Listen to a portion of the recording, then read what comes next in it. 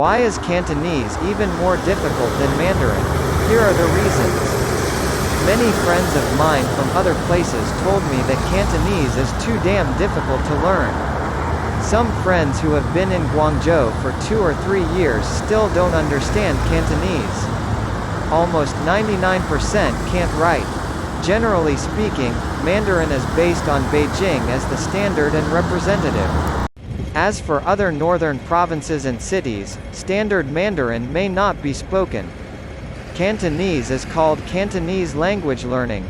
With Guangzhou dialect as the standard, there are still big differences in other cities.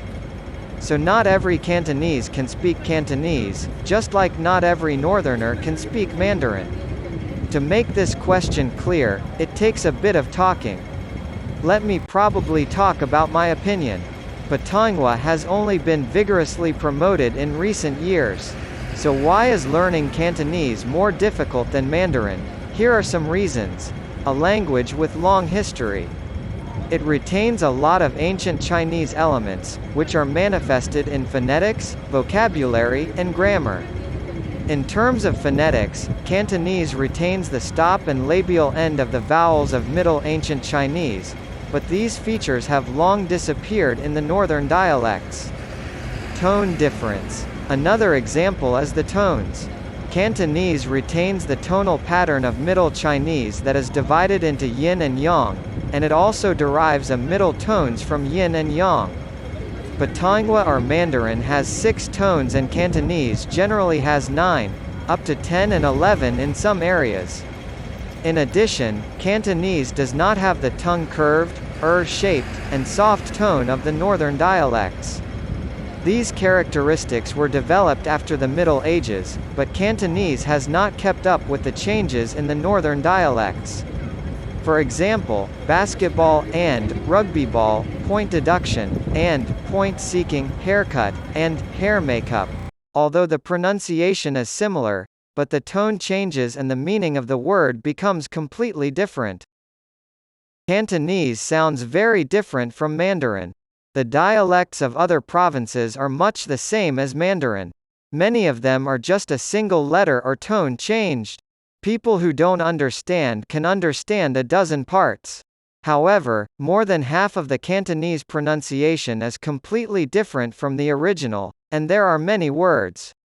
Those that cannot be literally translated into Mandarin can only find synonyms, and many of them are derived from life, so there are more allegorical and symbolic words and colloquialisms than other dialects. To learn Cantonese, listen more. It is recommended to watch some Hong Kong movies or TVB dramas, so that it is more convenient to understand the meanings and idioms of some words, and the context must also understand Cantonese culture, especially food and games, much more vocabulary. In terms of vocabulary, Cantonese retains some ancient words or meanings, while in the northern dialect, these ancient words have been abandoned or rarely used. For example, in Cantonese, sticky says kai, but northern dialects don't use it. In terms of grammar, the addition of a in front of a person's name means intimacy, the modifier is placed afterwards, and kok is said to be jigung. These are the legacy of the characteristics of ancient Chinese. Imported words. Cantonese has absorbed more incoming words. After the Opium War, Hong Kong was ceded to Britain and Guangdong was forced to establish a trade port. In its long-term contacts with foreign countries, Cantonese also absorbed a lot of foreign words, mainly from English. Hong Kong Cantonese absorbed more foreign words. It also strongly influences the Cantonese in Guangdong. Some of these foreign words are not absorbed in Putonghua, such as bus, which means bus in Putonghua, and some are translated in different ways although they are absorbed in Putonghua. For example, salad in Putonghua is translated as salu in Cantonese. Practice speaking Cantonese is also challenging. The second step in learning Chinese is to train your mouth. Sometimes you know how to pronounce that sound, but when you speak, you will make another sound unknowingly, or stammer. Why is there such a difficulty of speaking? It is because you are not proficient in the pronunciation of this language, your tongue is not flexible, and the pronunciation will be unknowingly affected by your mother tongue. The only solution is to train your mouth by speaking more. More practice with your ears.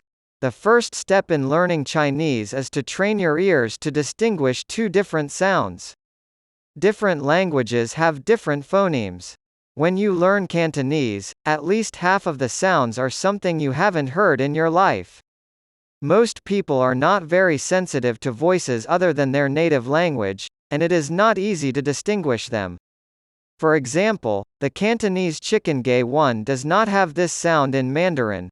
The E in Cantonese is different from the E in Mandarin, which means the short a sound, and it is usually confused with street guy one. Pay attention to the difference between these sounds when studying. In conclusion, learning a language is not an easy task. Northerners often say, "Don't be afraid of the heavens," and the earth is not afraid of the fact that Cantonese people speak Mandarin. It can be seen that it is not easy for Cantonese to learn Mandarin well. It is not that Cantonese are slow, and Northerners will find it equally difficult to learn Cantonese, even better than Cantonese. It is more difficult to learn Mandarin. The main difficulty for Cantonese in learning Mandarin lies in the pronunciation, and they are familiar with the vocabulary and grammar of Mandarin, because people with an intermediate level of education are generally familiar with the vocabulary, and also grammatical norms of the national common language. But the difficulty in learning Cantonese for Northerners is not only in the pronunciation, as well as vocabulary and grammar. Therefore, when you are determined to learn Cantonese, you must be psychologically prepared. Honestly speaking, all languages are difficult to learn. Actually, the difficulty of each language are actually about the same. People who find it difficult are just making excuses. For example, he pointed out that Cantonese needs to learn to write Chinese characters, memorize idioms, use punctuation, etc., but in fact, English also needs to learn spelling, memorize prepositions, etc. But for English-speaking students, learn the same language written in English letters, such as Spanish, Italian, etc., will be more relaxed than completely unfamiliar Chinese characters.